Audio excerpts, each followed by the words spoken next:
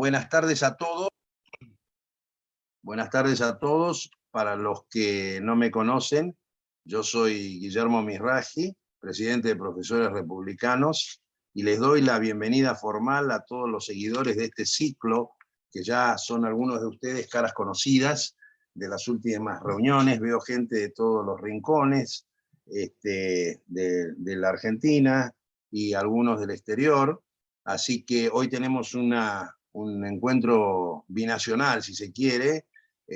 Yo quiero simplemente, y después le paso la palabra al moderador, que es el profesor Gambier, agradecerles a la presencia a Jesús Manuel Villegas Fernández, que desde España y a altas horas de la noche y de un día viernes nos está acompañando acá para darnos una magistral clase o disertación sobre los temas de la magistratura.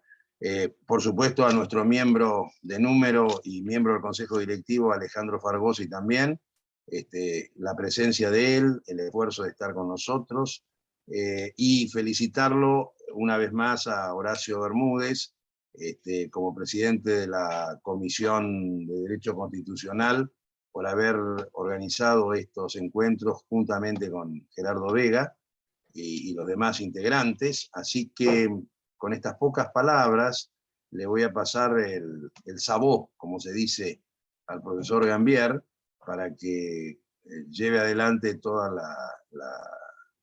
la coordinación y el seguimiento de este encuentro. Nuevamente, gracias a todos. Vamos a seguir más adelante con otras actividades, los vamos a tener en cuenta. Y bueno, adelante, Beltrán, la tribuna es tuya. Gracias Guillermo, gracias presidente. Bueno, buenas noches a todos. Acá son las 23:04, también para mí es tarde, pero yo a esta hora siempre estoy despierto, así que no me cuesta nada. Pero Jesús se va a acostar más temprano, que es juez. Bien, pues esta es la tercera sesión de un ciclo de 3. La primera sesión estuvo a cargo de Luis René Herrero, que está aquí con nosotros. Trató el tema del derecho comparado entre los consejos de la magistratura. La segunda, que fue el viernes pasado, estuvo a cargo del profesor Antonio María Hernández y explicó el origen constitucional de los consejos de la magistratura en su carácter de profesor de Derecho Constitucional, pero también en su carácter de miembro de la Convención Constituyente. Esas dos sesiones están grabadas y disponibles para todos ustedes, como va a estar esta también, desde luego a partir de que terminemos. Hoy vamos a tratar el tema hispano-argentino, que con Horacio y los otros compañeros de la comisión pensamos que era una buena oportunidad, y las circunstancias tanto de Argentina como de España nos están ayudando para que el tema sea de la máxima actualidad, tanto en Argentina como en España. Y entonces, como ya lo anunció el presidente, tenemos a Jesús Manuel Villegas Fernández y Alejandro Fargosi. Alejandro Fargosi nació en 1954, se recibió de abogado con diploma de honor a los 21 años y se ha dedicado intensamente a la profesión y a la docencia universitaria.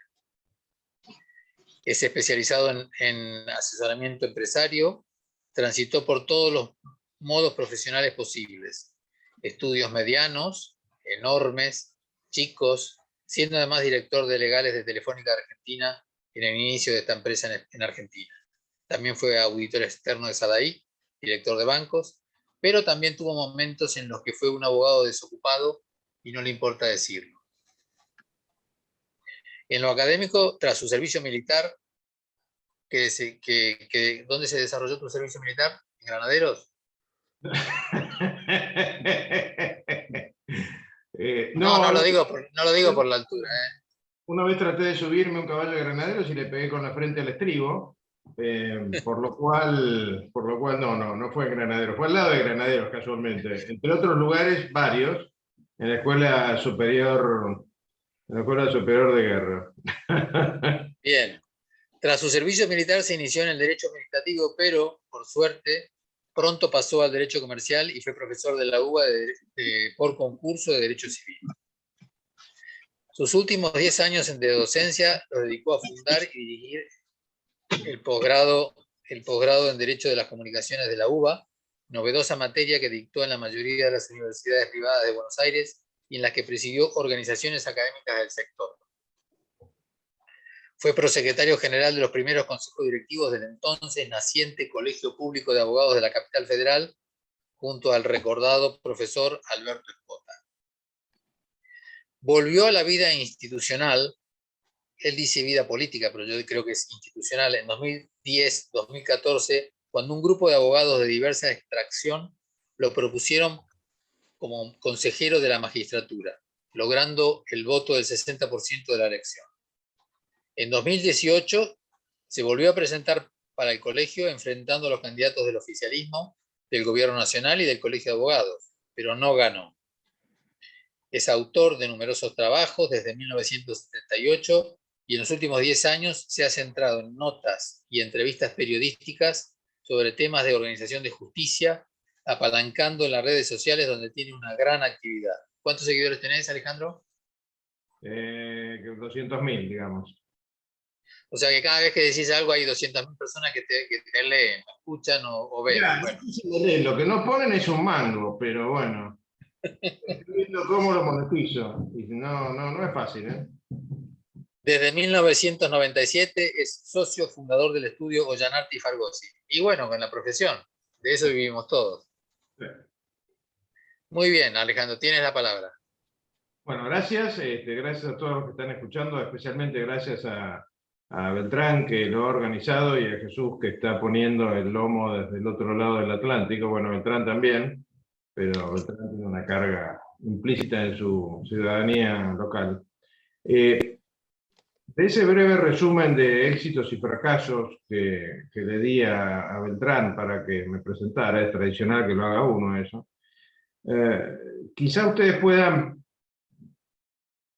entresacar el perdón que les pido anticipadamente por hablar más como un ciudadano que como un abogado. Yo estoy tratando cada día más de abandonar la teoría que en su época me encantó. Tanto me encantó que mi primer artículo de doctrina fue la diferencia entre la sociedad de objeto ilícito y la sociedad de objeto prohibido, una de esas sutilezas que solo un abogado entiende. Bueno, seguí ahí durante bastante tiempo hasta que choqué con el derecho de las comunicaciones, o mejor dicho, choqué con las comunicaciones y traté de inventar, junto con otros abogados, el derecho de las comunicaciones. Las comunicaciones venían siendo paralelas al marco jurídico por el simple hecho de que en la Argentina las brindaba una empresa estatal, o sea, una empresa que estaba más allá de las leyes, ¿no? Aunque eso no sea oficialmente admitido, la realidad es que estaba más allá de las leyes.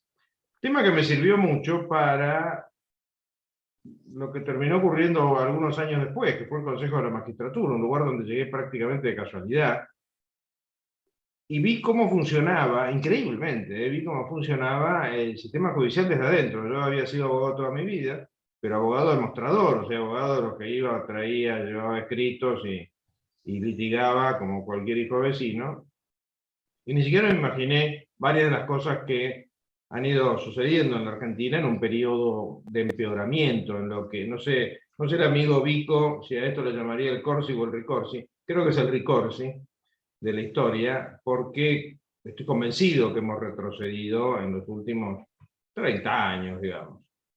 En el caso concreto del Consejo no voy a hacer un raconto de la parte constitucional, porque ya fue vista, la saben todos. Me voy a limitar a decir que tanto en materia de organización judicial como en materia societaria, en materia civil, en muchas otras materias legislativas, nosotros cometemos, creo, en la Argentina, en un país periférico, en un país extremadamente joven, cometemos el error de unificar textos con los países del primer mundo sin que estén unificados previamente los contextos. Entonces copiamos normas jurídicas que tienen aplicabilidad cuando existen ciertas costumbres sociales o ciertas tradiciones no escritas pero sí respetadas, que en Argentina no se dan.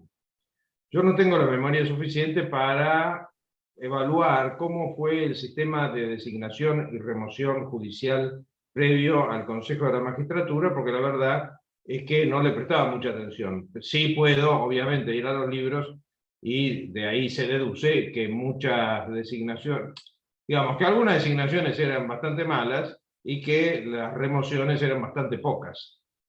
La idea del Consejo me parece buena, honestamente me parece un organismo positivo, y por como todas las cosas debe ser muy mejorado, para lo que se requiere el primer ejercicio al que los abogados somos totalmente reacios, los abogados y todas las profesiones, todas, desde los médicos hasta los militares, que es a meternos en la cabeza que nosotros tenemos versación en la materia que estudiamos, no en toda la materia del mundo porque somos abogados.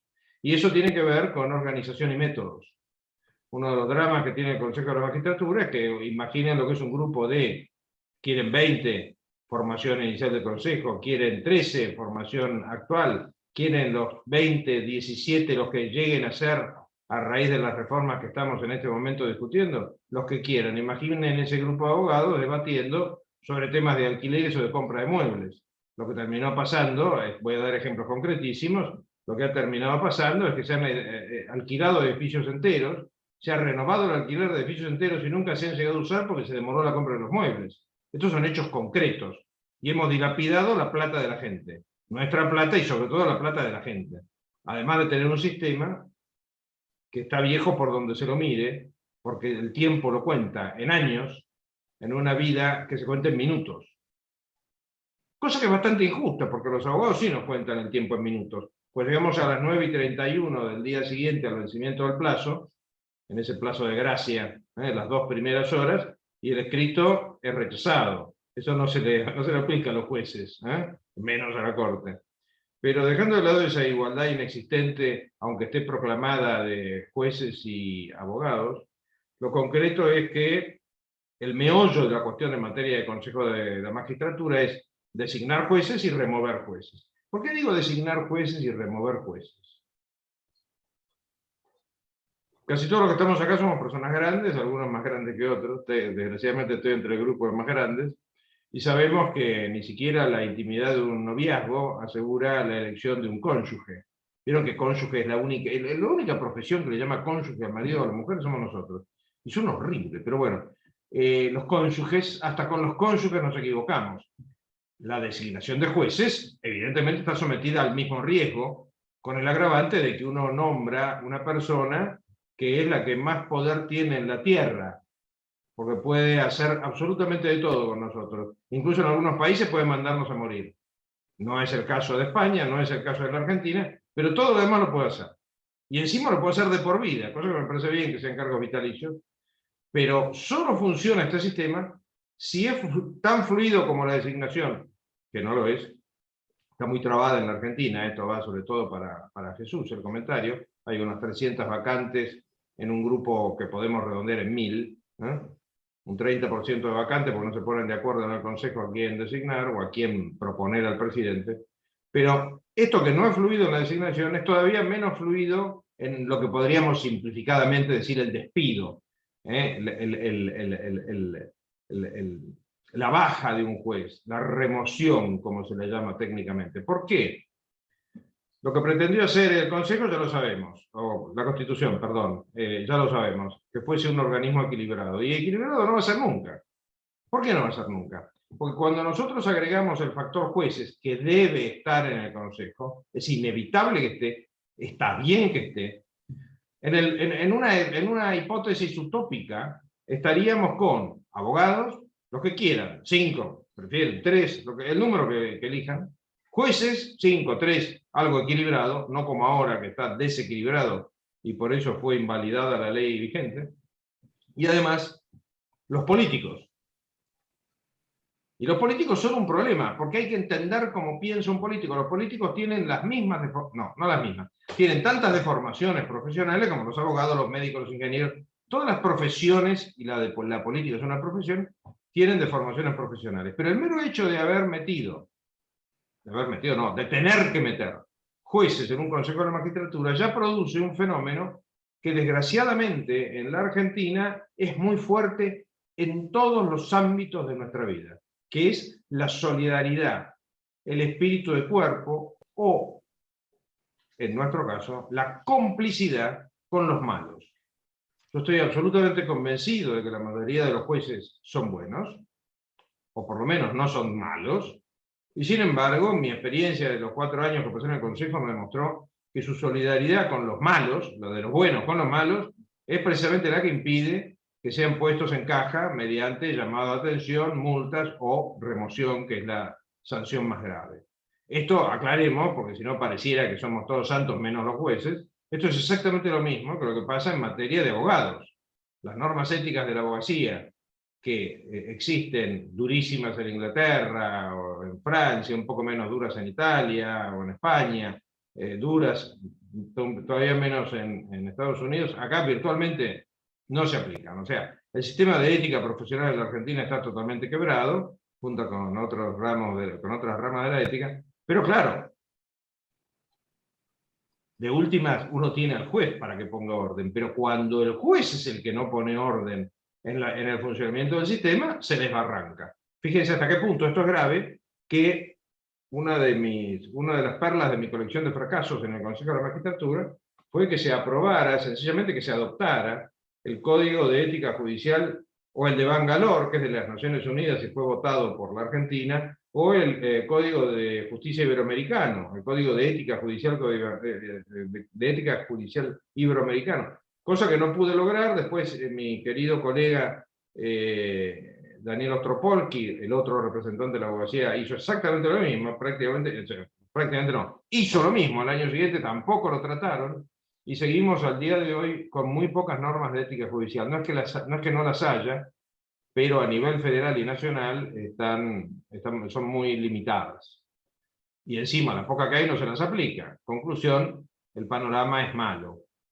Hoy en día estamos discutiendo cómo salir de este estado de cosas. A mí, en general, no me gusta centrarme demasiado en los diagnósticos, porque la mayoría son tan feos que me amargan. Entonces, me gusta más pensar en cómo lo arreglamos.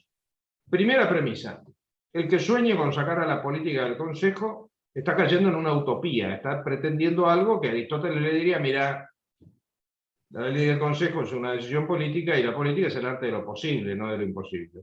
Lo que tenemos que tratar es de reducir al máximo viable, al máximo admisible, al máximo posible, la influencia del partidismo en el Consejo. Y eso ya es bastante difícil, porque para los partidos políticos, tal como existen hoy en día en la Argentina, manejar a los jueces con el susto que les pueda dar el Consejo de la Magistratura, con el miedo que les pueda provocar, y captar los cargos que pueden designar en el Consejo. Esto no lo dice nadie porque está mal visto decirlo, pero uno de los atractivos que tiene ser consejero de la magistratura para un diputado o un senador es que tienen más capacidad de nombrar gente.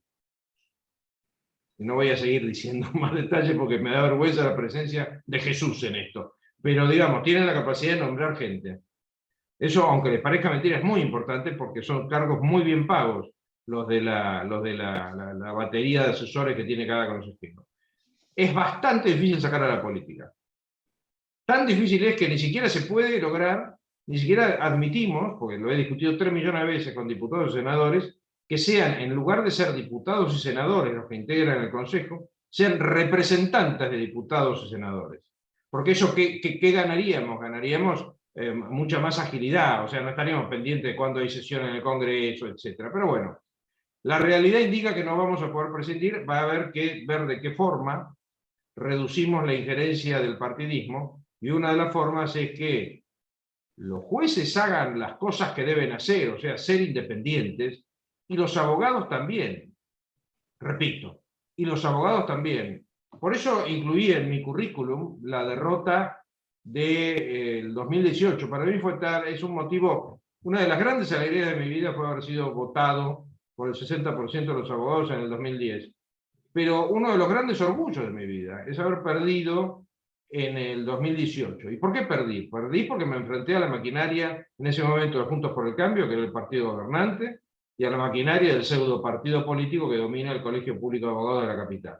Esa es la realidad, y me enorgullece no haberme plegado a ese uso del Consejo como un lugar donde meten influencias políticas. Así que lo volveré a hacer este año, si logro juntar la plata para la campaña, que no es nada fácil, y si no lo puedo hacer, bueno, mala suerte. Pero lo cierto es que no quiero ser uno más de los que mete política en el Consejo. Otra de las patas que es importante destacar es que no debemos seguir admitiendo la inacción de la Corte Suprema en el Consejo. Y en esto vale la pena, sobre todo para que lo sepa Jesús, porque sabe del tema, pero pero es una noticia muy fresca, ¿qué es lo que se está discutiendo? La ley actual, la que fue declarada inconstitucional, sacó al presidente de la Corte de adentro del Consejo. Antes lo integraba y lo presidía. El proyecto, o la ley, mejor dicho, la ley que volvería a tener vigencia si no se dicta ningún proyecto en el Congreso, lo vuelve a poner de presidente del Consejo al presidente de la Corte.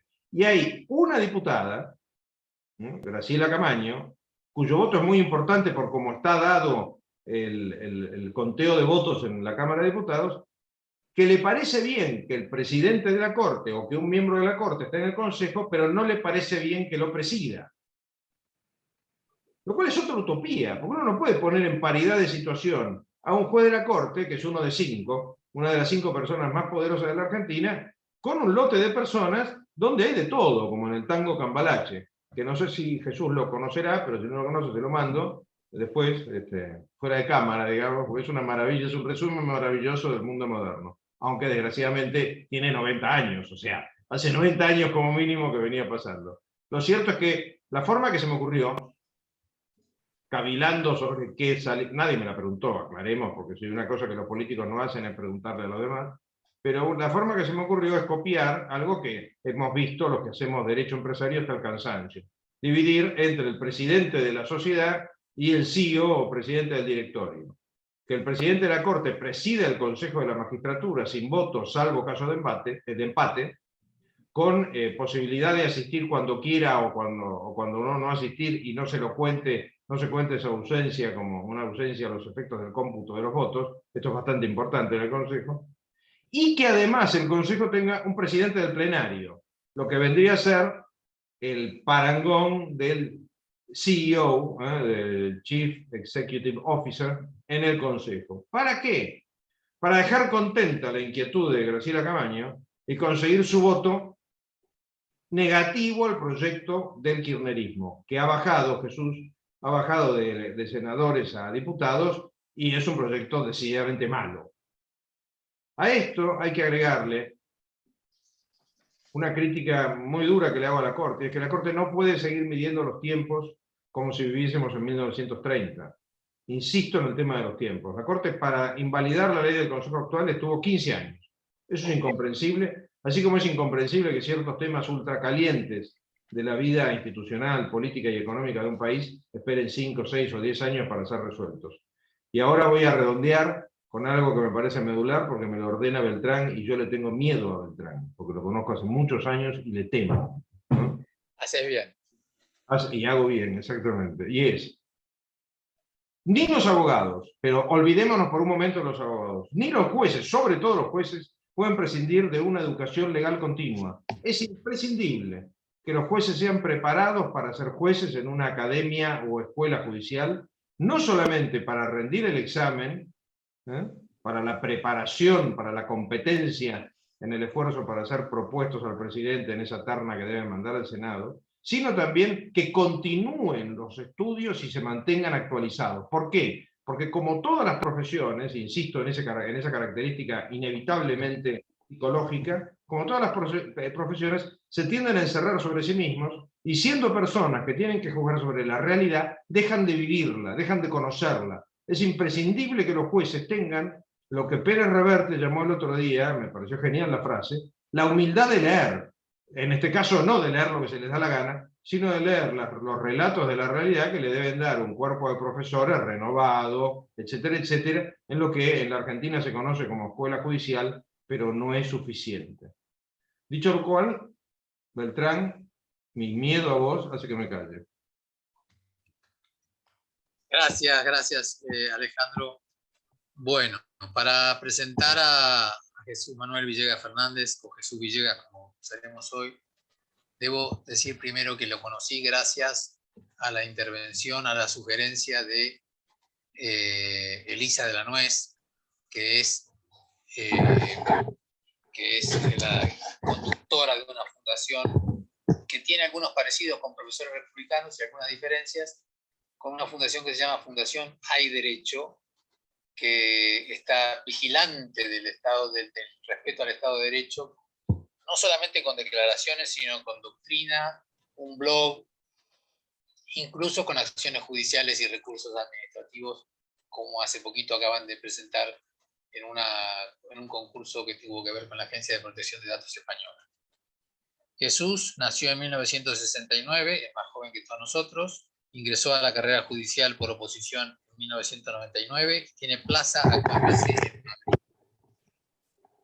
Ha ejercido también destinos en Andalucía, País Vasco, Castilla-La Mancha, lugares donde ha desempeñado funciones gubernativas como miembro de la Sala de Gobierno y decano de Guadalajara.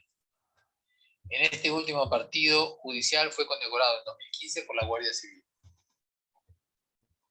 Ha escrito diversos libros y artículos, principalmente sobre la investigación criminal, el último de los cuales, El Inquisidor Esquizofrénico, ha sido publicado en 2021.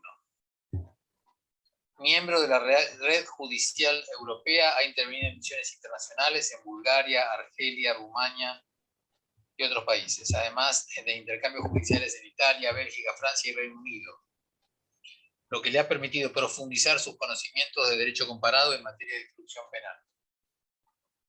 Desde 2011 es secretario general de la Plataforma Cívica por la Independencia Judicial, asociación dedicada a la despolitización de la justicia, que ha destacado por denunciar la corrupción jurídica, en especial los nombramientos de altos cargos judiciales, y por iniciativas ante organismos internacionales como Naciones Unidas, Consejo de Europa, Unión Europea, etc. En 2013 promovió unas elecciones alternativas al Consejo General del Poder Judicial, como acto simbólico de protesta, en las que Villegas resultó el candidato más votado. También edita desde 2010 la revista digital Tempus Octobris, dedicada a la difusión del manifiesto de ese mismo año, que ese mismo año recibió la adhesión de más de 1.500 jueces. Gracias, Jesús, por hacer un esfuerzo a estas horas, y tienes la palabra, por favor, cuando quieras. Pues nada, muchísimas gracias a vosotros. Para mí es un tremendo honor estar aquí.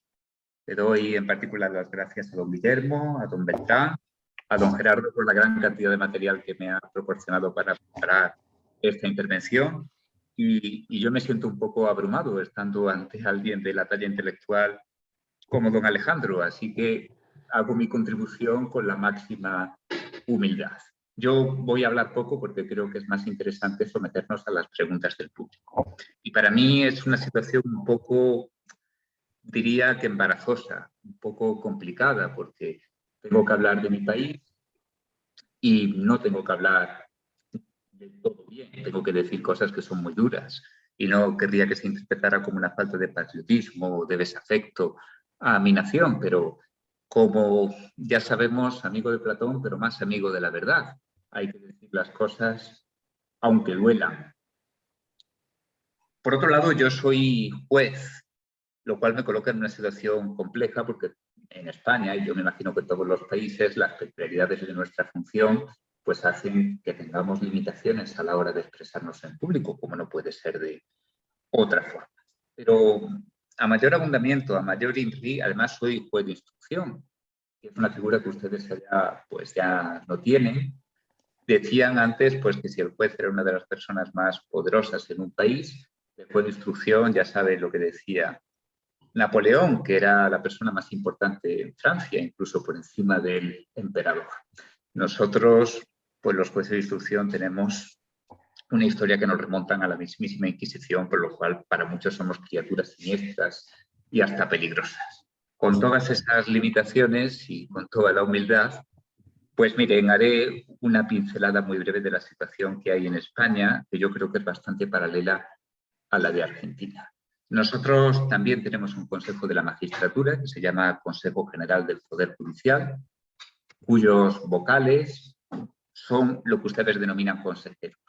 Tienen esa especial denominación en nuestro país. Como en su caso, es un órgano de gobierno de la carrera judicial, de la magistratura, de la judicatura. En la Constitución española, en su artículo 117, se preveía una composición mixta de ese órgano, de tal manera que parte de ese órgano de gobierno era elegido por las cámaras parlamentarias, la Cámara Baja y la Cámara Alta, el Congreso de los Diputados y el Senado, como se llama en nuestro país, en España, y otra parte era elegida por los propios jueces.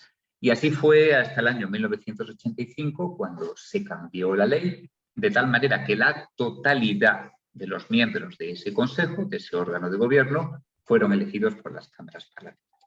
Ya llevamos en esta situación 36 años o algo así. Miren, la justificación ideológica por la cual se puso en marcha esa modificación fue el entender lo que ustedes han apuntado antes, el riesgo de corporativismo de los jueces, el hecho de que los jueces podíamos decidir a favor de nosotros mismos como una casta cerrada y que se satisface a sí misma al margen de los intereses de la sociedad, y entender que, bueno, pues al fin y al cabo, como el resto de los vocales, de los consejeros, son elegidos por el Poder Legislativo, por el Parlamento, pues al fin y al cabo no eran más que los representantes de la sociedad. Miren, como decían los clásicos, la experiencia es la madre de la ciencia. Al margen de las consideraciones teóricas que tengamos sobre un modelo u otro, yo les puedo decir que la práctica ha demostrado que este sistema en España es un auténtico desastre. Es sencillamente un baldón, una infamia, algo que está destruyendo la confianza de los ciudadanos en sus jueces. ¿Por qué? Porque durante este tiempo, como muy bien decía don Alejandro, en realidad lo que ha habido es simplemente partidismo. Los diversos partidos políticos se han repartido las vocalías, los puestos de consejeros entre ellos, hasta que se ha acuñado una expresión muy gráfica. Es el canje, el reparto de cromos. A esos vocales los pintan de rojo o de azul, una etiqueta progresista o conservadora, de derechas o de izquierdas, y se los van intercambiando como si fuera una especie de partida de póker de una mesa entre taúres. Y hay jueces que están etiquetados de un color o de otro, y bueno, pues se los van intercambiando en unas negociaciones que son verdaderamente infames. Miren, han hablado sobre las peculiaridades de que tiene que presidir este órgano, si es el presidente de la Corte Suprema. Bueno, en España el sistema es relativamente sencillo porque el Consejo General del Poder Judicial, nuestro Consejo de la Magistratura, tiene 20 miembros, actualmente elegidos en su totalidad por las cámaras parlamentarias, y una vez que son elegidos estos miembros, pues ellos mismos eligen a su propio presidente, que es a su vez el presidente del Tribunal Supremo, con lo cual será una fórmula más o menos sensata, pero por lo menos es sencilla. Pues ocurre que el presidente del Tribunal Supremo es elegido por los jefes de los partidos políticos mayoritarios de una forma muy vergonzosa, porque aunque en teoría son los vocales, los consejeros, una vez elegidos ellos, quien tienen que elegir, al futuro presidente, ese nombre ya está pactado de antemano y se filtra a la prensa incluso antes de que se haya producido la votación. O sea que la votación que hacen los miembros del Consejo para elegir a su presidente, que a su vez es el presidente de la Corte Suprema, es lo que llaman los anglosajones un mero rubber stamp. Es decir, es un sello que se pone pero que no tiene ningún valor, es simplemente la confirmación formal de una decisión material que ya venía tomada desde antes. Miren, además de estas circunstancias que desde un punto de vista simbólico pues proyectan sobre la opinión pública una desazón y una desconfianza tremendas, lo fundamental es preguntarnos para qué sirve el Consejo, y también lo han apuntado ustedes. El Consejo sirve sobre todo para colocar amigos en puestos clave. Es algo así como una oficina de empleo, un centro de gestión y de distribución de intereses. Hay altos cargos judiciales esenciales en nuestro país que son elegidos por este Consejo, entre ellos los miembros de la Corte Suprema, de nuestro Tribunal Supremo.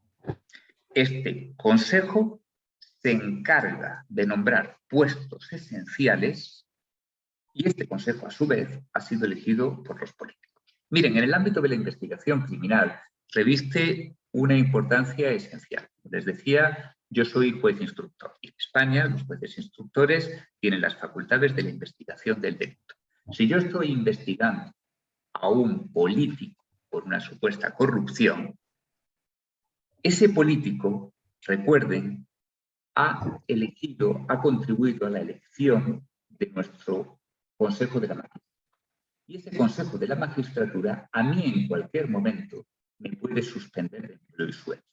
Luego yo, investigo un político, el político puede influir sobre un consejo que ha elegido él y ese consejo puede suspenderle de empleo y sueldo.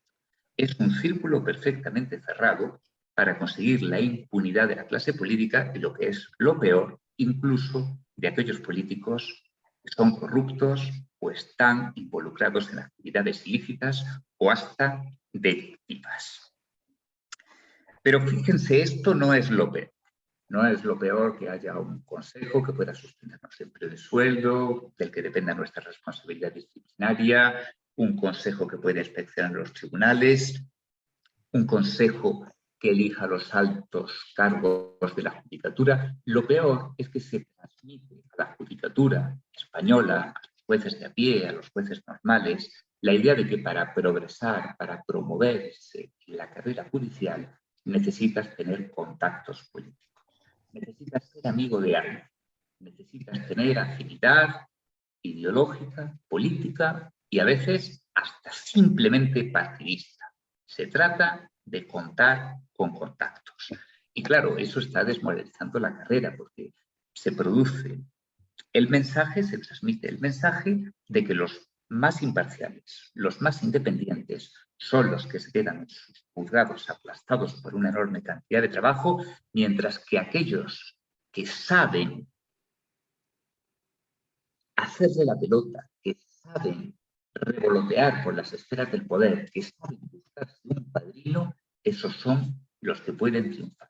Además, se produce un efecto curioso, es un efecto perverso que hemos estudiado en la plataforma que ya hemos mencionado, a la que yo represento, que es que las mujeres resultan muy discriminadas en la carrera judicial. Miren, nosotros tenemos un acceso a la judicatura en España, que son unos exámenes que se denominan oposiciones, que son absolutamente objetivos.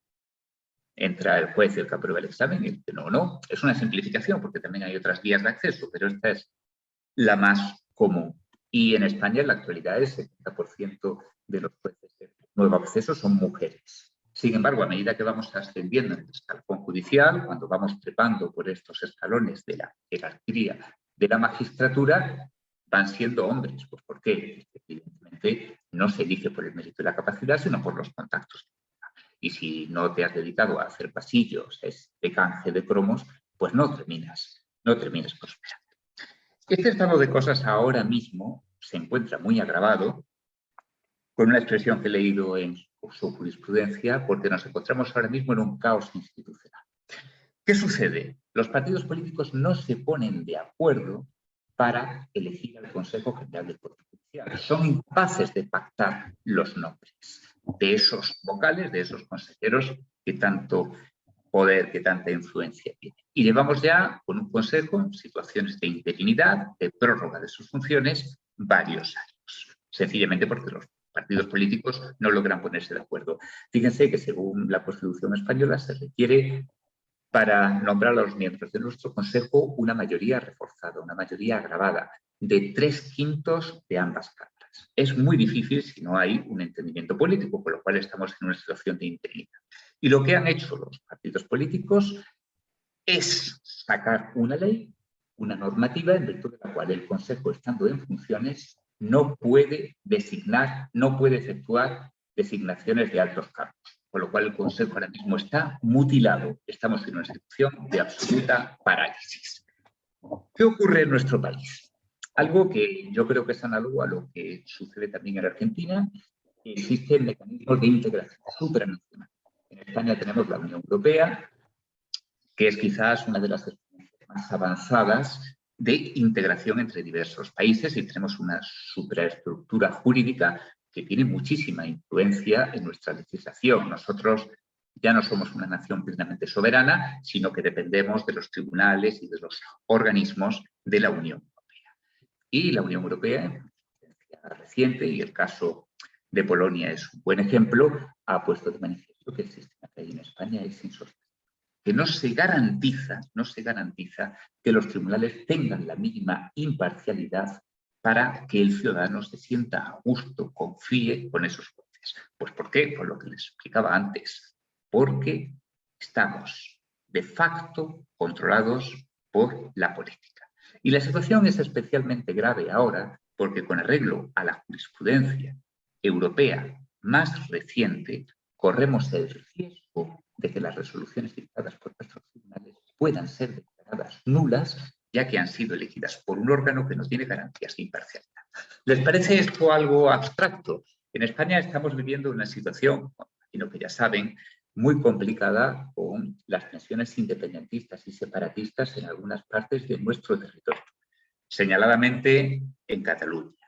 Como saben, pues se produjo una situación que fue calificada de sedición y en virtud de la cual fueron condenados a prisión con dirigentes independentistas que habían desafiado la autoridad del Estado y fueron condenados por nuestra Corte Suprema. Pues muy bien, esos independentistas ahora han recurrido ante la justicia europea y han dicho que fueron condenados por una Corte Suprema, por un Tribunal Supremo que no tenía las mínimas garantías de imparcialidad por no ser independiente. Y corremos el riesgo de que la justicia europea le termine dando la razón a los independentistas y se pueda abrir una fisura en la estructura del Estado. Ya termino. Solamente quiero poner sobre la mesa unas ideas extraídas de la jurisprudencia europea, no solamente de la Unión Europea, sino también de Europa, que es un organismo que agrupa a la mayor parte de las naciones europeas. De hecho, Rusia acaba de ser expulsada ahora del Consejo de Europa. Miren, la idea no es que los jueces se gobiernen a sí mismos. La idea no es que los jueces puedan tener un campo abonado donde dar rienda suelta a su corporativismo.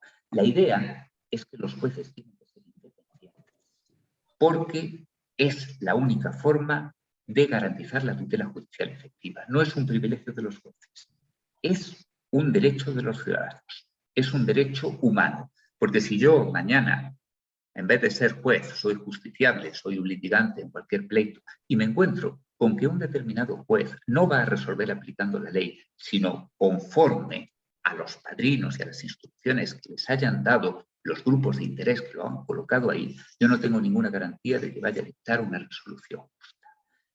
Y ahí está la clave de la cuestión. La jurisprudencia europea ha dicho que no solamente tienen que ser los jueces imparciales, sino que tienen que parecer. Es lo que se denomina la imparcialidad objetiva. Y esa imparcialidad se está perdiendo en nuestro país porque los ciudadanos están perdiendo la confianza en sus jueces. Luego, la solución es un sistema de gobierno de la judicatura equilibrado, no todos elegidos por los jueces, porque sería corporativismo, no todos elegidos por el Parlamento, porque eso es politización, sino los equilibrios. El equilibrio de que habla la Corte Suprema Argentina, pero que aplicado a España suena casi una burla, porque en España todos los miembros de nuestro Consejo son elegidos por la política. Y con esto acabo. Los jueces no queremos gobernar en la justicia, queremos sencillamente poder ejercer nuestra función con tranquilidad y sin el temor de tener la espada de Damocles de la política sobre nuestras cabezas. Muchas gracias. Muchas gracias, Jesús. Muy interesante lo que nos has contado. Te aplaudimos con los teléfonos muteados, pero cada uno escucha el aplauso. Aprovecho mientras se levantan las manos. Ya veo que el profesor Bermúdez tiene una pregunta que le voy a pedir que la haga de viva voz, pero mientras se levantan las manitos digitales, quería preguntarte si nos puedes comentarle en 2 minutos algo sobre qué pasa con las asociaciones de jueces y las afinidades y los progresos. Dios mío, menuda pregunta. Estaba rezando porque no me la hiciese.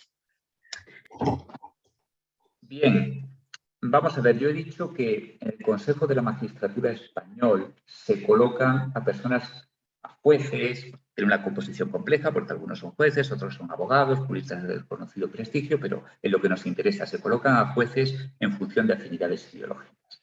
¿Cómo saben ustedes si un juez es de derechas, de izquierdas, progresista o conservador? Pues muy sencillo, mediante la asociación a la que pertenece. Hay una asociación que es conservadora, otra que es progresista, y la pertenencia a esas asociaciones es como una especie de marcaje, de herradura de una ganadería en concreto. Y es el peaje que uno tiene que pagar para poder medrar dentro de la judicatura. Lo digo esto con mucho dolor, porque las asociaciones judiciales también desempeñan funciones de mejora de nuestras condiciones profesionales y, evidentemente, aquí nada es completamente blanco ni negro, hay zonas grises. Pero, por desgracia, esas asociaciones judiciales funcionan como identificadores ideológicos para guiar a los políticos a dónde tienen que colocar a los suyos. Evidentemente no todas. Hay una asociación que se llama Foro Judicial Independiente que ha renunciado a participar en el reparto de cargos. Hay una asociación que se llama también Francisco de Vitoria, que aunque participa en el sistema, intenta mantener una cierta distancia ideológica. Pero las asociaciones mayoritarias son el camino que aquel juez que desea medrar tiene para subir en la carrera. Gracias, Jesús. Tengo a la vista 3 preguntas. Diría que en primer lugar, Horacio, te doy la palabra a ti para que la formules de viva voz. Adelante. Te has muteado.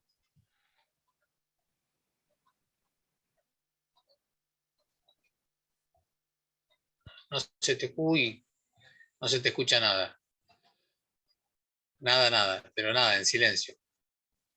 Bueno, mientras resolvemos este problema técnico, le doy la palabra a nuestro flamante miembro Alejandro Freeland, que seguramente más tecnológico podemos escucharte bien. Alejandro, adelante.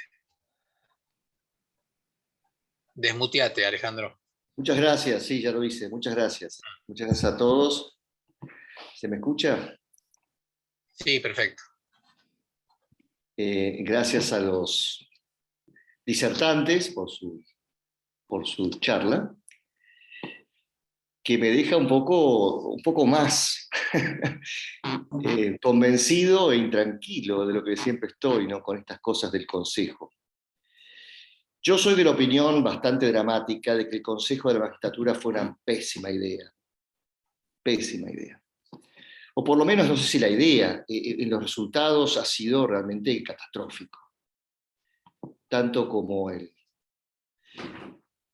profesor, el juez Villegas lo ha descrito en España, acá lo ha dicho también Alejandro, ¿no? Si antes se elegían malos jueces y se echaban muy pocos malos jueces, pues ahora estamos igual o peor, ¿no?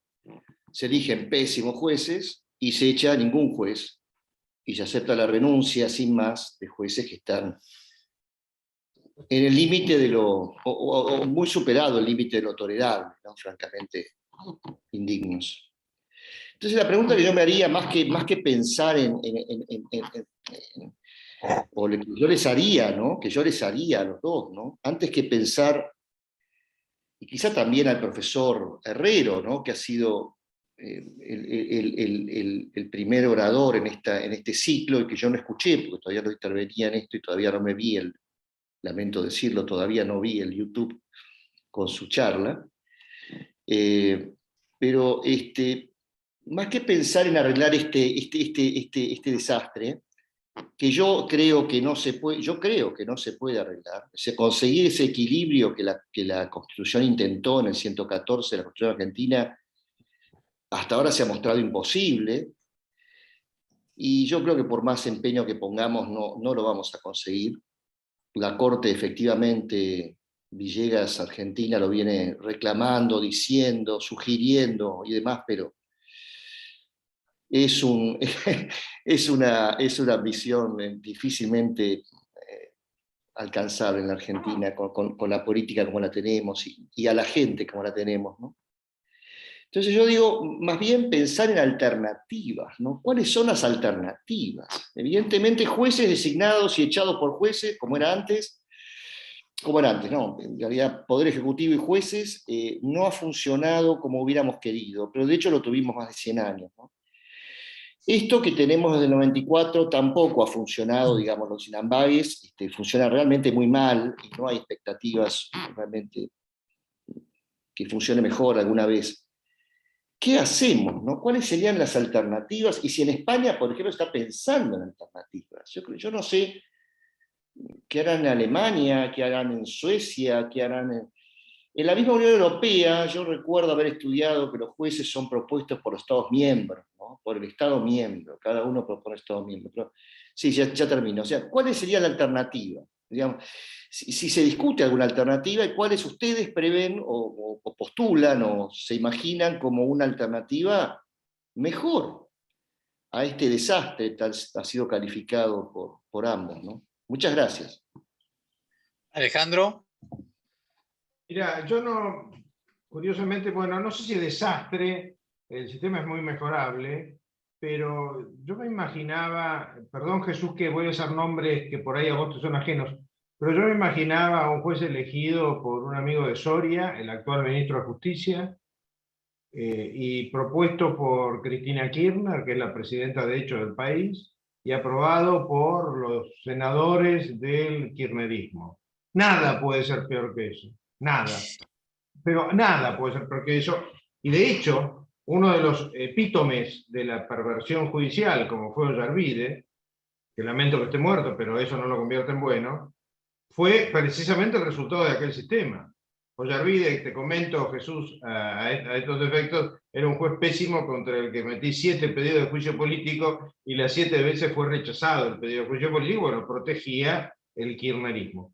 Yo creo que la solución pasa por el Consejo y con 2 palancas importantes, más allá del equilibrio, que es inevitable, esta locura que dijo en alguna oportunidad la Corte de que el equilibrio no era matemático es algo que solo puede decir un abogado. O sea, solo un abogado te puede decir, y hago una autocrítica profesional, que 3 es equilibrado con 2. Bueno, eso no existe en el mundo de la realidad.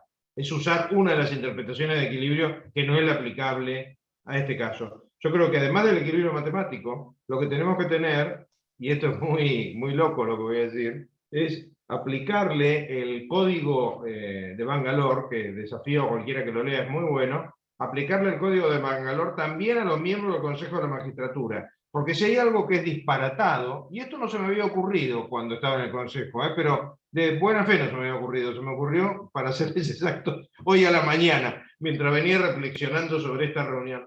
¿Por qué motivo? Los fulanos que eligen a los jueces o que hacen la lista de candidatos, como en el caso argentino, deben estar exentos de las estrictísimas reglas de ética que han fijado las Naciones Unidas para los jueces. O sea, el papá y la mamá de los jueces, por llamar de alguna manera al Consejo de la Magistratura, deben estar sometidos a las mismas normas, y ni hablar de la abogacía. El relajo de la ética de la abogacía, por lo menos en la órbita del Colegio Público de Abogados, es una cosa que llama escándalo. Si lográsemos purificar eso, y lo podemos purificar nosotros mismos con nuestros votos, yo creo que se va a avanzar grandemente. Además, tenemos una herramienta buenísima ahora, que son las redes. El tema de los secretitos y de las reuniones oscuras se terminó en el mundo, y en la Argentina en particular, y esto está teniendo un efecto de lo más interesante, porque cosas que antes no se sabían, hoy en día se saben, generan escándalos y demás, ¿no? ¿Saben cuál es un ejemplo bueno? Un ejemplo bueno, Alejandro, es el de,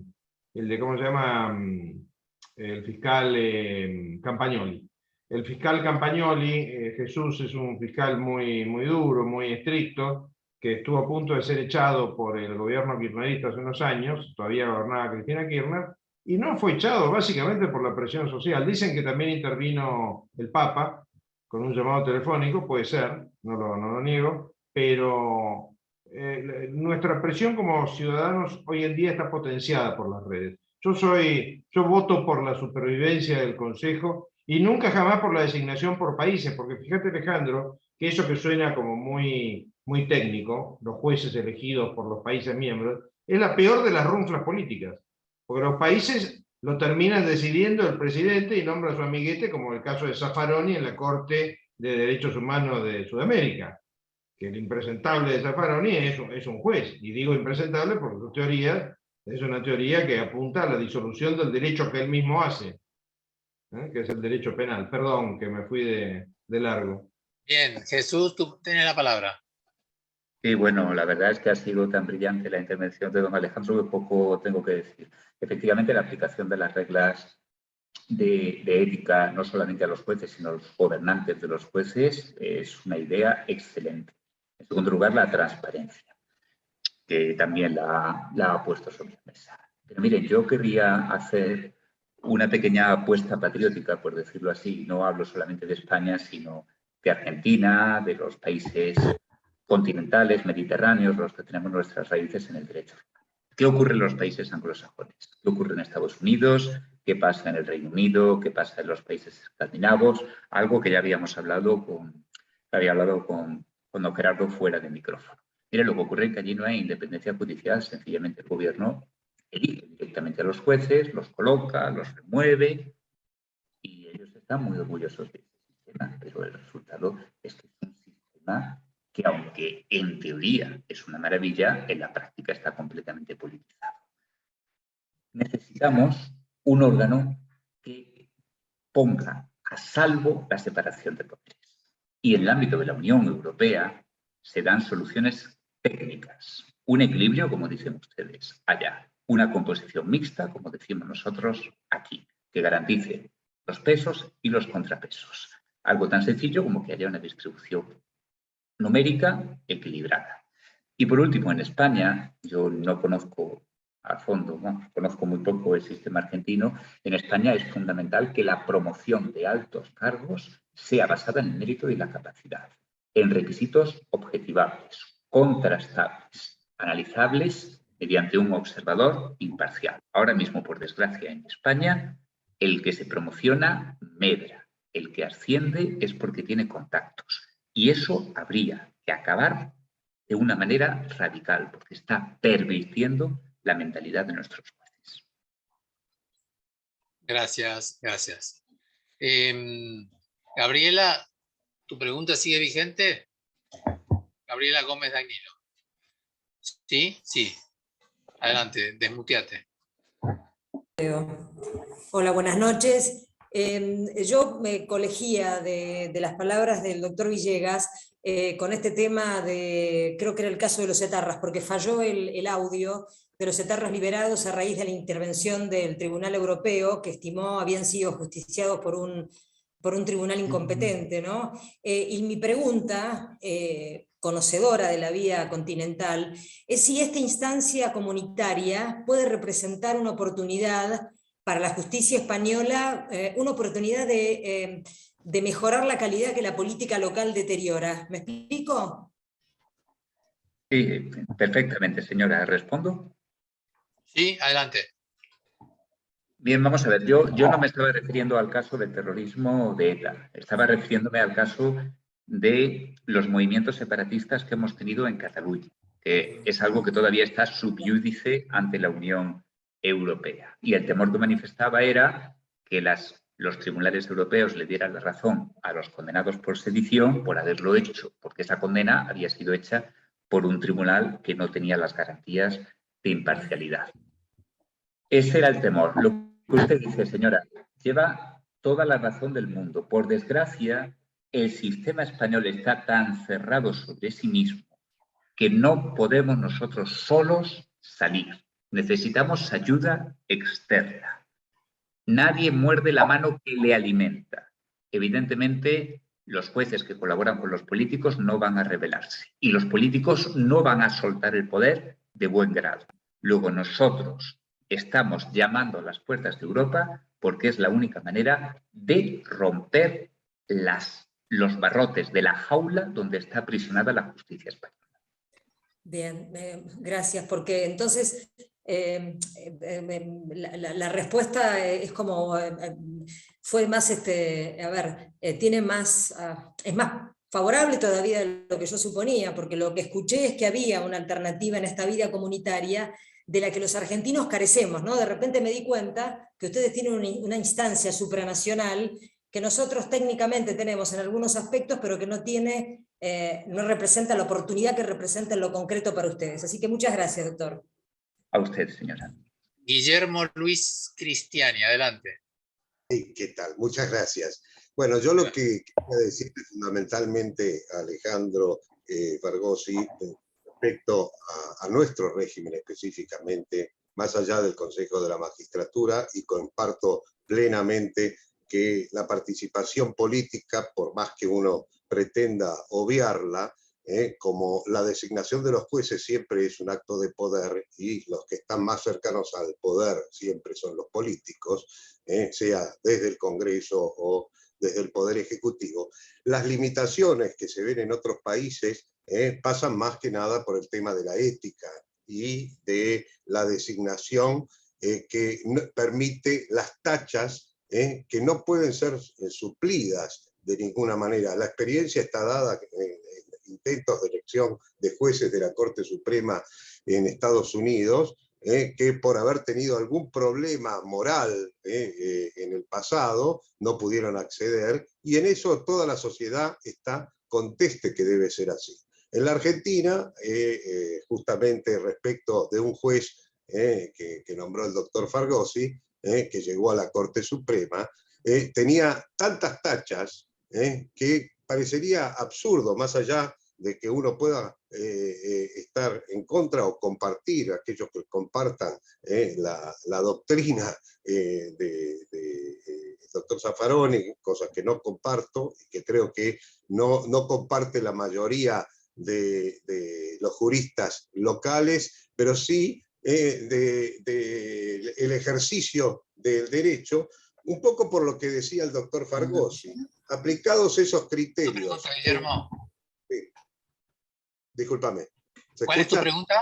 No, mi pregunta es cómo resolver esto o cómo reglamentar que esas tachas que puede tener la sociedad de alguna manera para controlar la designación que eventualmente haga el Consejo o la sugerencia que haga el Consejo de la Magistratura implique realmente la imposibilidad. Alejandro. Siempre, a mí me gustan las metáforas, mi mente simple busca respuestas simples, seguramente. La mayoría de las instituciones son como los cuchillos, pueden servir para comer asado, a comer sushi, a hacer sushi o matar al vecino. Es prácticamente imposible, y es de alguna manera el gran desafío de la humanidad, si no estaría todo resuelto hace algunos miles de años, es prácticamente imposible garantizar que nos gobiernen los mejores. Evidentemente la pregunta tiende a ¿cómo vamos mejorándolo? Yo creo que esas tachas se deben dar, se van a dar en la medida en que nos sometamos a códigos éticos, que no nos estamos sometiendo a códigos éticos. Miren, les cuento una anécdota vieja, pero que tiene directa relación con esto. Durante el tiempo que estuve en el Colegio Público de Abogados, 86-90, no logré, y tampoco se logró posteriormente, que las sanciones a los abogados, escuchen esto porque no tiene desperdicio, que las sanciones a los abogados se publiquen con nombre y apellido. Las sanciones se publican con las iniciales. Y cuando se trata de ubicar a quiénes son los buenos y quiénes son los malos, no se puede sancionar con iniciales. O sea, nosotros somos ladri desde antes de ser jueces. Ladri, Jesús, se usa acá en el argot como palabra. Nosotros tenemos que tener en este aspecto una suba de exigencias. Pero nosotros mismos, esto tiene que salir de la propia sociedad. Nosotros no vamos a tener... Es imposible tener un Consejo de la Magistratura que elija buenos jueces en la medida en que sigan votando a personajes como Cristina Kirchner. Acoto. Uno de los razonamientos, yo he estado mucho más cerca, y de hecho estoy mucho más cerca de la política, a raíz de haber pasado por el Consejo y seguir tuiteando como un poseso. Uno de los razonamientos que sostiene esta gente es que los votos tienen un efecto de purificación de los delitos cometidos. Es decir, el razonamiento que siguen los políticos es, si a mí me votan, que no venga un juez a decirme que violé la ley, porque yo la impunidad la saco de los votos. Es como un indulto, es un indulto electoral el que consigue. Entonces, ahí hay uno de los grandes dramas de la democracia.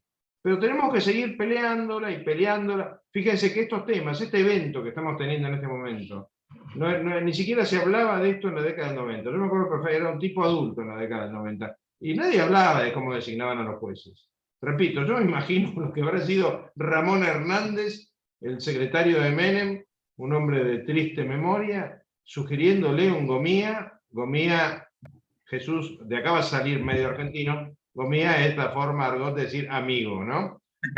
Un Gomía, es la inversión de la palabra. Sugiriéndole un Gomía a Menem para que lo nombrara juez. Estos temas han ocurrido siempre. La cuestión es que ahora, maravillosamente, estamos hablando de ellos. Esto pues es una tontería, pero si me permiten un segundo más. Uno. Memorias del general Tomás de Iriarte. Las memorias de Tomás de Iriarte, que tienen 11 tomos, desaparecieron del mercado, fueron editadas recién en 1930, porque la compraron los descendientes de las personas a las que él mandaba al frente de todo nuestro periodo, 1814, cuando se incorpora al ejército patriota, 1870, cuando se muere. Estas cosas pasaron siempre. La maravilla de la modernidad, y no me volví loco, es que las estamos hablando y estamos tratando de combatirlas. Bueno, Jesús se tiene que ir a dormir, y yo también, así que les pido a todos brevedad en la pregunta y en la respuesta. Luis Herrero. Gracias, Beltrán. Voy a ser breve, no te preocupes. Jesús, en España, yo advierto que en los consejos de la magistratura o consejo superior como en Italia y Francia, o consejo general como en España, los consejeros representantes de los jueces superan el 60% del total de los consejeros o vocales. El problema de España es la elección de esos consejeros. Digamos, no se ve afectado, y esto también es para Alejandro, el principio de división de poderes por esta injerencia de la política de diferente manera. En España, en la elección de los consejeros, y cuando se traba el acuerdo político, deja al consejo sin funcionar, y en la Argentina, en donde los propios legisladores, senadores, diputados y representantes del Poder Ejecutivo, fenómeno que no se da en ningún país del mundo, integran los consejos de la magistratura. ¿No hay un valor fundamental afectado? ¿Qué opinión tienen? Porque yo creo que no se valora mucho este tema del principio de división de poderes, que es la cobertura de la independencia de los jueces. Gracias. Gracias, Luis. Jesús. Primero. Muy brevemente, don Luis, efectivamente, uno de los bienes jurídicos que resulta vulnerado, violado, es la separación de poderes. Nosotros, en efecto, tenemos 12 vocales, como llamamos nosotros, 12 consejeros que son jueces. Pero claro, son unos jueces que están ahí elegidos por los políticos, son los que llamamos los políticos togados, porque son los jueces que han sabido hacer carrera política para medrar. La verdad es que el espectáculo que ofrecen es muy triste. Horacio. Gracias. Alejandro. A ver si tenés sonido, Horacio. A ver, no sé si ahora se escucha un poco mejor. Alejandro, ¿querés también responder? Detalle, el tema, Sí. coincido con Luis, hay un detalle que es que la Constitución, cuando alude a que lo integren organismos resultantes de la voluntad popular, le abre la puerta a diputados y senadores. Por supuesto que hay cosas que son incomprensibles, no entiendo que haya un representante del Ejecutivo. Lo que nunca nos tenemos que olvidar es lo que dijo de entrada Jesús. Lo que hacen, bueno, Jesús y mucha gente antes de Jesús, bueno, de este Jesús, no del otro. Y es el siguiente: los que hacen las leyes son los políticos. Los muchachos se arman su propio esquema. Nosotros tenemos que combatir con ellos desde el llano. Estamos en la arena del circo romano y ellos están en la grada. Horacio. Sí, nos oye un poco mejor ahora. Ahora mejor, sí. Perfecto. Suerte. Bien. Es una pregunta para el doctor Villegas Fernández, de orden más general. Yo querría saber cómo valora o entiende él que puede influir en el funcionamiento de la justicia española la existencia de un sistema de control de constitucionalidad concentrado, un tribunal constitucional, y si él puede hacer algún paralelo o comparación con el sistema difuso de origen norteamericano, y en qué medida piensa si optar uno u otro puede atenuar o acentuar la partidización de la justicia, no la el hecho de la participación de la política, sino la partidización. Esa es mi pregunta. Muchas gracias, don Horacio. Una pregunta de gran contenido doctrinal. Nosotros tenemos un modelo austríaco, como ustedes saben, con un órgano que se encarga de resolver la constitucionalidad de las normas. Bien, de resolver los recursos de inconstitucionalidad, como llamamos aquí. Una precisión técnica. Ese órgano en España se denomina Tribunal Constitucional, pero no está compuesto por jueces. Tiene rito judicial, llevan togas, dictan sentencias, pero no son jueces, son magistrados, magistrados en el sentido de un cargo público, y son elegidos en su totalidad por las cámaras parlamentarias. No son jueces, no integran el Poder Judicial. Y mi propuesta, que no es mía, por supuesto, al respecto. Mire, ese órgano puede estar bien cuando se trate de resolver sobre si una norma se ajusta o no a la Constitución. Pero el problema en España es que también resuelven litigios entre particulares cuando se presenta lo que denominamos aquí recurso de amparo, que es un recurso por una supuesta violación de los derechos fundamentales. Entonces nos vemos con que hay señores que no son jueces que están resolviendo litigios entre ciudadanos. Y yo creo, ya le digo que la idea no es mía, que la reforma futura debería ir porque el Tribunal Constitucional Español únicamente conociera de la constitucionalidad de las normas, pero todo lo que sean pleitos, litigios, asuntos jurisdiccionales fuera residenciado en la Corte Suprema, en el Tribunal Supremo, que eso sí es jurisdicción. Lo otro es un órgano aparte. Presidente Mizrahi, ¿qué quiere preguntar? Sí, no, más que presidente, simplemente Jesús Guillermo. Gracias, Beltrán. Es una pregunta que tal vez sea un poco utópica y rompe con todo lo que se está hablando acá, pero todos dicen lo mismo, Alejandro, Jesús, todos. Acá hay un problema de no soltar el poder entre los políticos y los jueces. Hay una hermandad que está ensangrentada con la corrupción. La experiencia, como dijo Jesús, es la madre de todas las ciencias. El caos institucional se vive en todo lugar donde los políticos y los jueces están de la mano. Yo me pregunto, y esto es un poco una idea que el profesor Vega conversó conmigo, y esto tal vez sea para el futuro, Jesús, porque Alejandro cuenta todo lo que cuenta, pero no hay solución para mí desde el punto de vista como lo plantea. La solución es erradicar la estructura madre para que los políticos estén en ese caldo de corrupción y de clientelismo con los jueces. ¿Por qué no comenzamos a pensar que hay que no tener en cuenta al partido político o a la asociación política? Porque esa es la que le da la espalda a la ciudadanía. En definitiva, el Consejo de la Magistratura tiene que tener en cuenta a la ciudadanía. Y eso es un contubernio de inmoralidad. Y Jesús lo está diciendo también. Entonces, la pregunta que les hago, ¿no les parece que habría que pensar en que las ONG, profesores republicanos y otras estructuras empiecen a ser vistos como los referentes de la ciudadanía? Este es un cambio de mentalidad, salir de la mentalidad continental para ir a una mentalidad más sajona, como es aquel grupo de pueblo que hay en Inglaterra, en los países sajones, en donde esos pequeños grupos de los pueblos tienen más importancia que los grupos políticos. ¿Qué opina Jesús de esto? Tenemos que salir del partido político, porque el partido político está agotado, es un cáncer. Hoy están todos en la República Argentina, Jesús, están todos entrelazados. Acá la regla es ser político. Si vos querés honestidad en la Argentina, ya vas a ser aliado del mundo político, porque están todos vinculados. ¿Cuál es tu punto de vista de ver si la ONG podría tener un poco más de presencia, porque es la que representa de alguna manera a la sociedad? Don Guillermo, sus palabras son terribles. Utiliza usted el dardo en la palabra, muy certero pero contundente, como un martillo, hablando de clientelismo, de corrupción. Bueno, vamos a ver. Yo lo que entiendo es que la clave está en lo que ha dicho otro de los intervenientes, en la separación de poderes.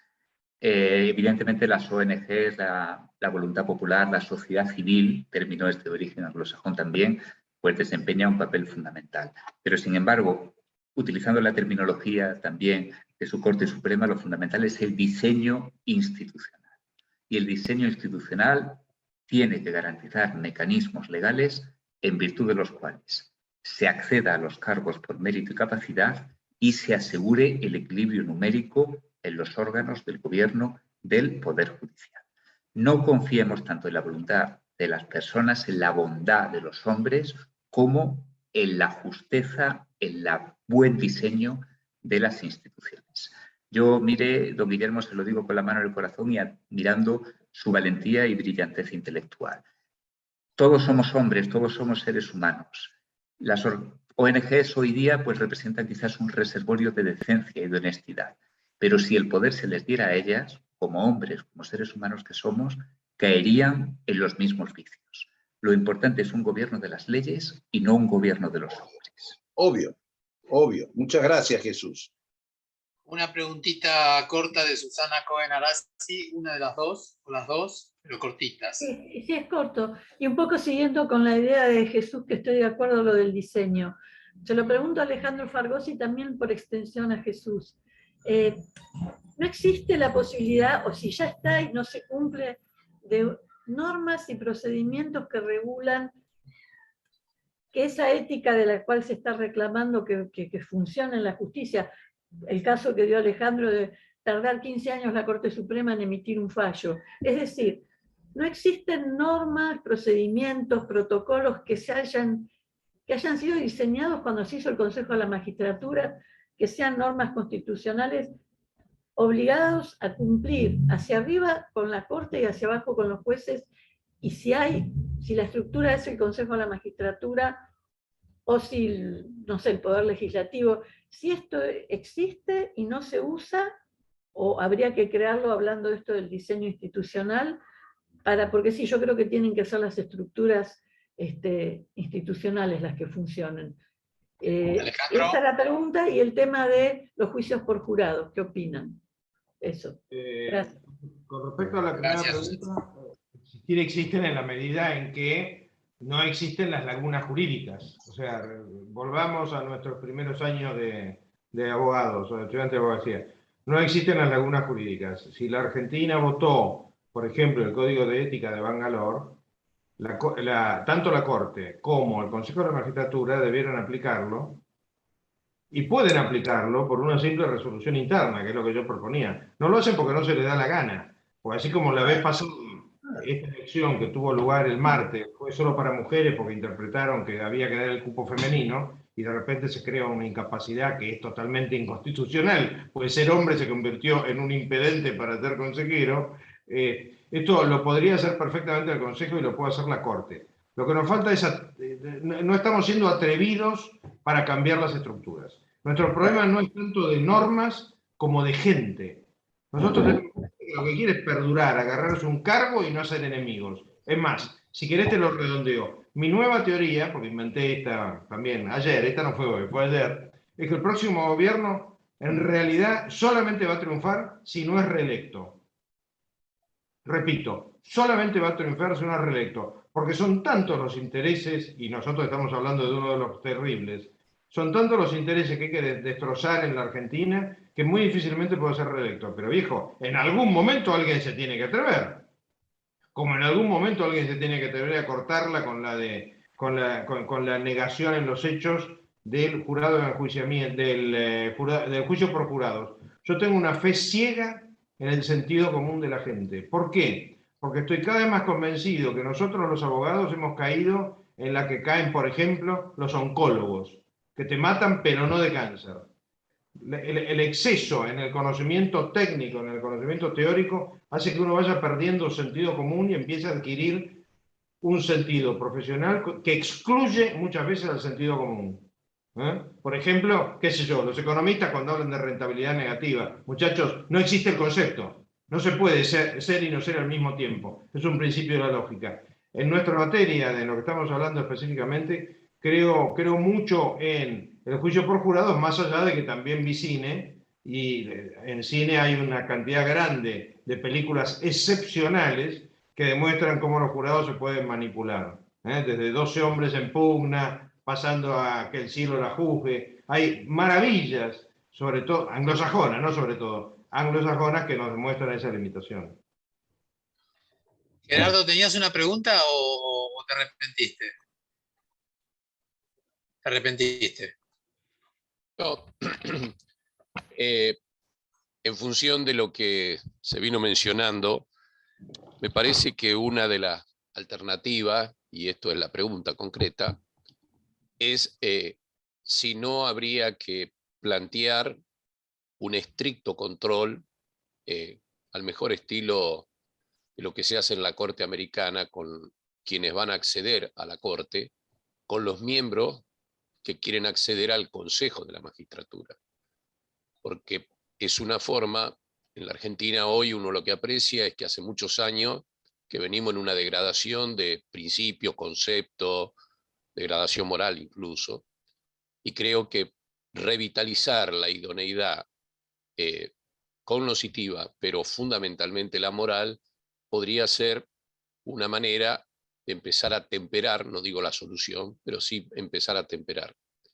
Y un comentario con respecto a lo que se dijo anteriormente de la diferencia que hay entre el Tribunal Europeo, digamos, el sistema europeo y el sistema americano.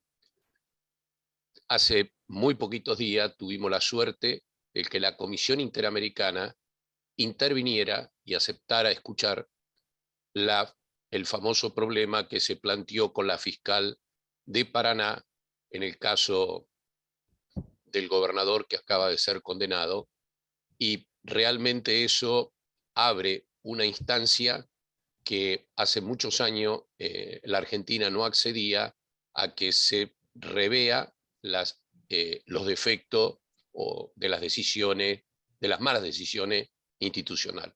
Esto era simplemente un comentario. La pregunta era la otra. Alejandro.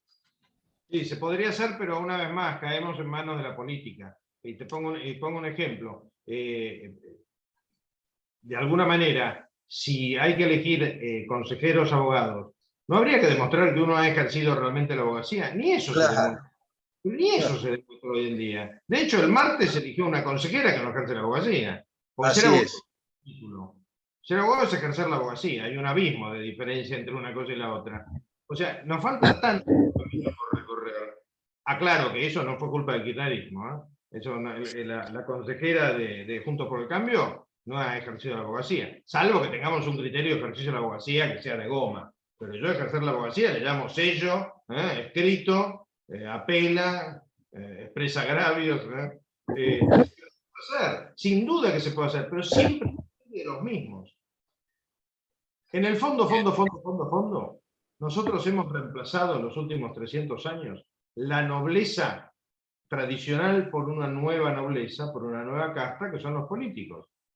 Los políticos aliados a los empresarios poderosos, a los sindicalistas poderosos, a los militares poderosos. Siempre va a haber un grupo dominante. Por suerte, siempre hay gente como nosotros que estamos tratando de despertar a los dominantes, ¿no? Gracias, Alejandro. Bueno, vamos llegando a los 90 minutos y vamos a estar cerca de terminar. Desde Asunción de Paraguay me levanta la manito amarilla Pilar Callizo, que no la vemos, pero la oímos. Pilar, estás con un muteada. Puedes preguntar si quieres, breve. Ahí está. Bueno. Ahí te vemos. Sí, ahí estamos. Bueno, en primer lugar, felicitar a los dos expositores. Realmente, Beltrán, te agradezco muchísimo la invitación. Como vos sabés, yo acabo de salir de unas elecciones para el Consejo de la Magistratura en mi país. Mi padre fue el primer presidente del Consejo de la Magistratura, el doctor Federico Callizo, recién aprobada la Constitución del 92. En nuestros países latinoamericanos se crearon los consejos, además de otros órganos autónomos, como una manera de lograr un equilibrio o por lo menos impedir la injerencia de los partidos políticos tan directamente y de los poderes fácticos. Lamentablemente, tengo que reconocer, como dijo Jesús, y no por falta de patriotismo, que en mi país las instituciones, sin haber tenido el nivel de conformación democrática que ya todos esperábamos después de tantos años ya de estar en el proceso de construcción democrática, sin embargo, hoy debo reconocer que las instituciones en Paraguay están absolutamente cooptadas por el poder político y hay una concentración de poder muy fuerte. Al escucharlo a ustedes, me viene aún más una sensación de pesimismo enorme en cuanto a cómo avanzamos, sobre todo en los países hispanoamericanos, hacia un proceso real de consolidación de la democracia.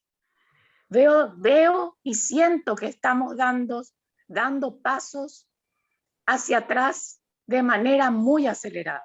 Tenemos el caso de Perú en este momento y, como les digo, en Paraguay estamos con esta situación. No quiero sacarles más tiempo, pero quería acercar esta reflexión porque realmente si el Consejo de la Magistratura y el Jurado de Enjuiciamiento, que son los dos órganos más importantes para esa independencia del sistema de justicia, no se logra hacerlos realmente independientes de los poderes fácticos y hasta les diría en Paraguay del crimen organizado, porque eso estamos sufriendo, ¿qué perspectiva tienen nuestros países en la construcción de estos procesos, del proceso democrático? Es una inquietud, pero al mismo tiempo estoy pidiendo algún salvavidas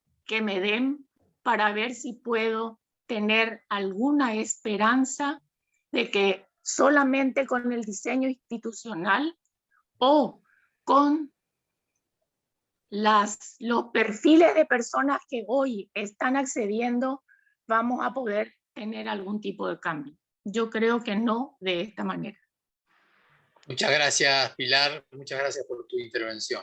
Bueno, como ya se nos va la hora, por mi parte agradezco a Jesús y a Alejandro y a todos ustedes la paciencia y el fervor con la que nos han seguido y le pido a Guillermo una despedida y una palabra de optimismo que no sé de dónde vas a sacar para despedirnos. Gracias, Beltrán. Ante todo, una felicitación a vos por todo lo que has organizado y el equilibrio que has tenido en esta reunión. Realmente es admirable, es propio de tu formación intelectual, que siempre te digo, la tenés y muy profunda. Yo siempre soy optimista y creo que el optimismo no, es lo último que se pierde, pero el optimismo no tiene que confundirse con el realismo, con el verismo.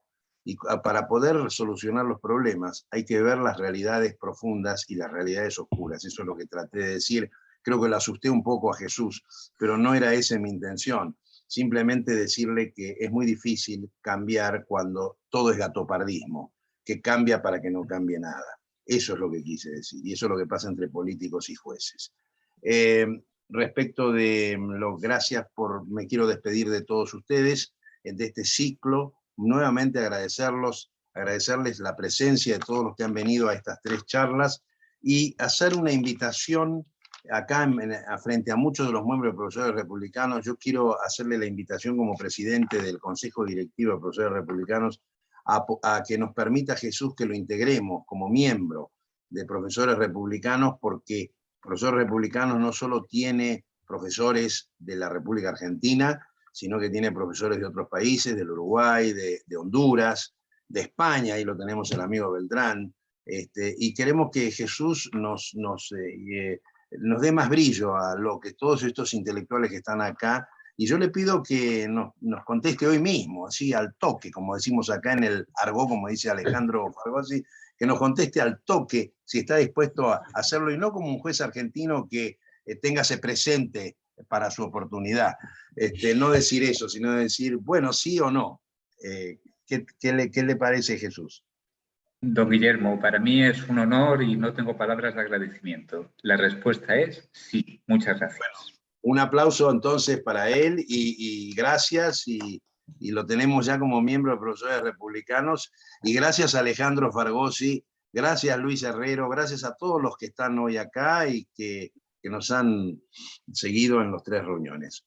Que sigan todos muy bien y hasta el próximo encuentro. Adiós, hasta la próxima. Jesús, antes de irte, te decimos, ya formas parte de la Comisión de Derecho Constitucional de esta agrupación. Ah, muy bien. Tenés que Muy pagar bien. la Así es. cuota. Y tenés Un que pagar- auténtico honor. Gracias a Un honor. todos. Buenas noches. Gracias. Muchísimas gracias. Dios. Gracias. Felicidades.